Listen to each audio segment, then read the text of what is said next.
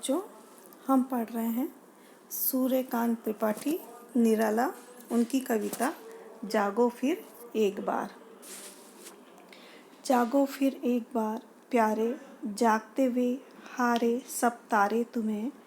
अरुण पंख तरुण किरण खड़ी होकर खोलती है द्वार, जागो फिर एक बार।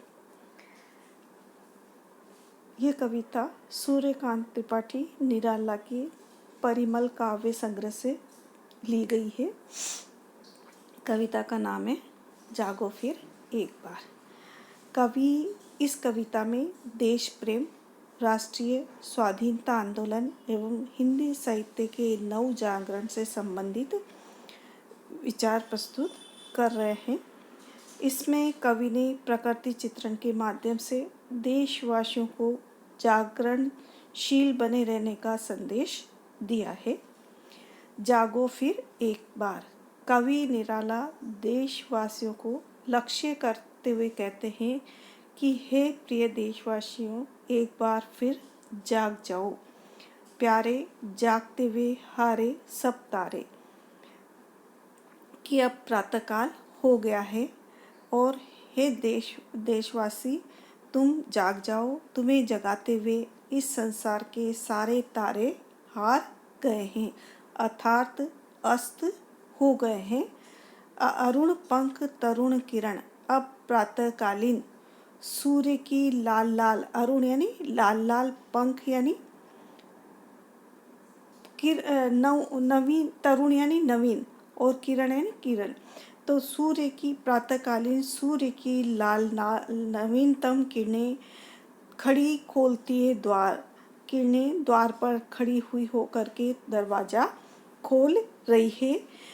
जागो फिर एक बार, हे देशवासियों, तुम एक बार फिर जाग जाओ। आंखें अलियों सी किस मधु की गलियों में फंसी, बंद कर पाखे पी रही है मधुमोन, अथवा सोई कमल कोरकों में बंद हो रहा गुंजार, जागो फिर एक बार। अलियां, आंखें अलियों सी।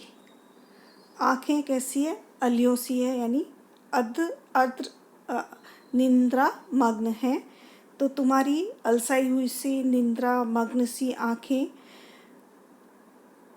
भोरों की तरह किस मधु की गलियों में फंसी। किस मधुर यानी मधु यानी शहद, पराग, जो कि पुष्प के अंदर से पतंगे लेते हैं।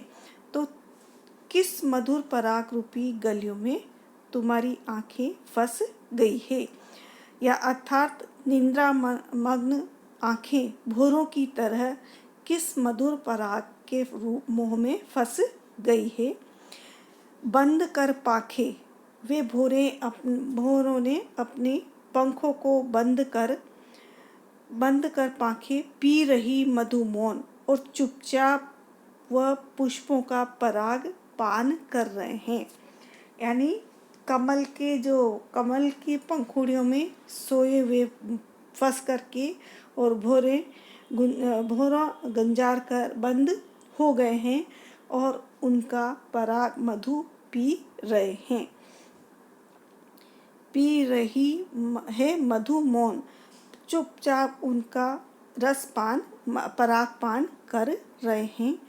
अथवा सोई कमल कोरकों में, कमल की कोरकों में, कमल के कुमंडलों में सोए हुए हैं, बंद हो करके, बंद हो रहा गुंजार, बंद होकर के भोरों का गुंजार बंद हो गया है। कमल की पंखुड़ियों में वह बंद हो गए हैं, यानी रात्रि में कमल की पंखुड़ियां बंद हो जाती है और मधु पान करने के लिए जैसे ही भोरे उसमें बैठते हैं तो पंखुड़ियां रात में बंद हो जाती है और वो उसी में बंद होकर के रह जाते हैं। जागो फिर एक बार, अतः तुम एक बार पुनः जाग जाओ।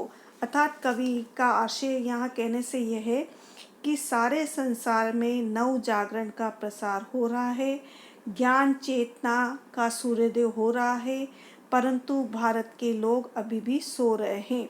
ये कविता कवि की पराधीनता से पूर्व की लिखी हुई जागृत कविता है, अतः वह देशवासियों को जगाना चाहते हैं कि सारा संसार और सारी प्रकृति नव जागरण से अलौकिक हो रही है। हे भारतवासियों, जागरूक होकर के अपने देश का उद्धार करो। तो इस कविता में कवि ने पराधीनता काल की रचना रची है। इस कारण कवि ने प्रकृति को रूपक उपस्थित करके देशवासियों को जागृति का संदेश दिया है। और यहाँ पर मानवीकरण, रूपक और काव्यलिंग अलंकारों का प्रयोग हुआ है। मुक्तक छंद की गति यदि यहाँ पर हुई है। अब आप आगे पढ़ेंगे। अस्ताचल चले रवि, शशि छवि विभावरी में चित्रित हुई है देख, यामिनी गंधा जगी, एकटक चकोर कोर दर्शन प्रिय, आशाओं भरी मौन भाषा बहुभावमयी, घेर रहा चंद्र को चाव से, शिशिर भार व्याकुल कूल, खुले फूल झुके हुए, आया कलियों में मधुर, मधुर यौवन उभार, जागो फिर एक बार। अस्ताचल ढले, यानी वही हम इसके प्रसंग में तो वही लिखेंगे कि ये निराला जी के परिमल काव्य संग्रह से की काव्य संग्रह में जागो फिर एक बार शीर्षक कविता से ली गई है। यहाँ पर कवि ने सूर्य अस्त का प्राकृतिक वर्णन करते हुए रात्रि एवं सूर्योदय का चित्रण किया है। भारतीय समाज को नव जागरण का संदेश देना चाहा है। अस्ताचल ढले रवि, कवि कहना चाहता है कि दिन की समाप्ति पर सूर्य अस्ताचल की ओर ढलने लग गया है। रवि यानी सूर्य। तो अस्ताचल चले रवि, रवि सूर्य अस्ताचल की ओर ढलने लगा है। शशि छवि विभावरी में, शशि यानी चंद्रमा, छवि यानी छवि चित्र, और विभावरी यानी रात्रि। तो संध्या काल के बाद रात्रि में चंद्रमा की निर्मल छवि आकाश में दिखने लगी है।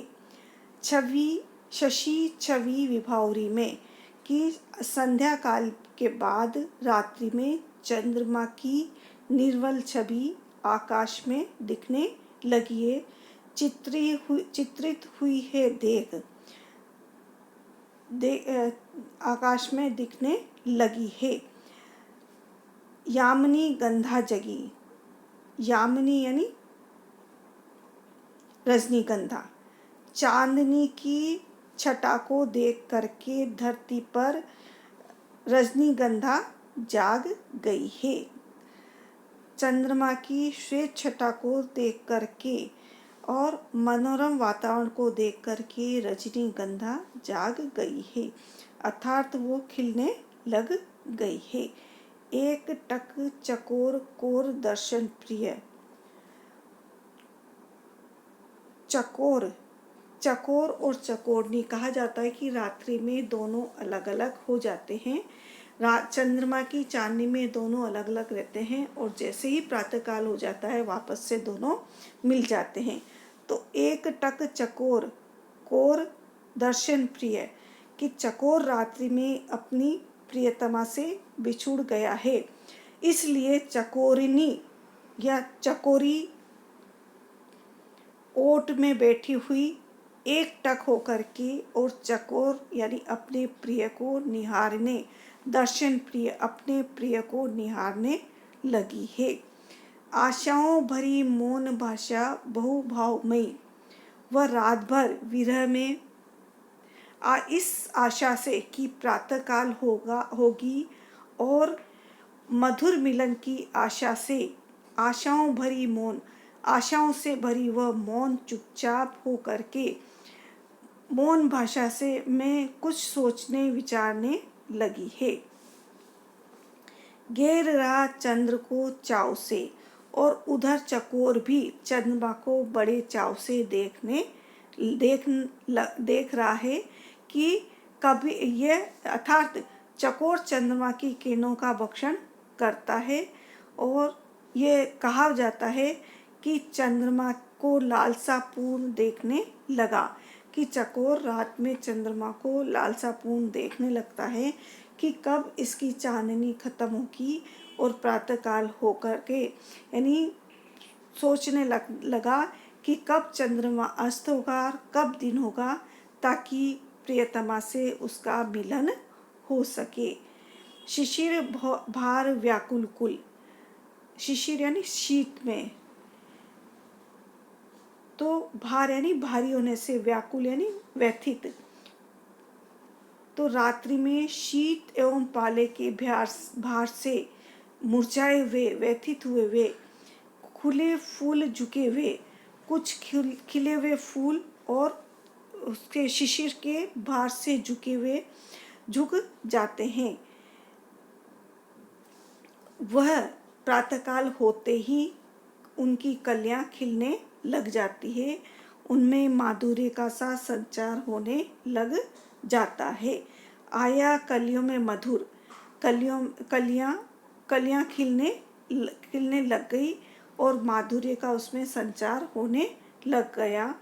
मद उर यौवन भार, और वह मानो यौवन भार की तरह, ऐसा प्रतीत होने लगा कि मानो वह यौवनों की तरह कलियों में भी यौवन का संचार होने लग गया है।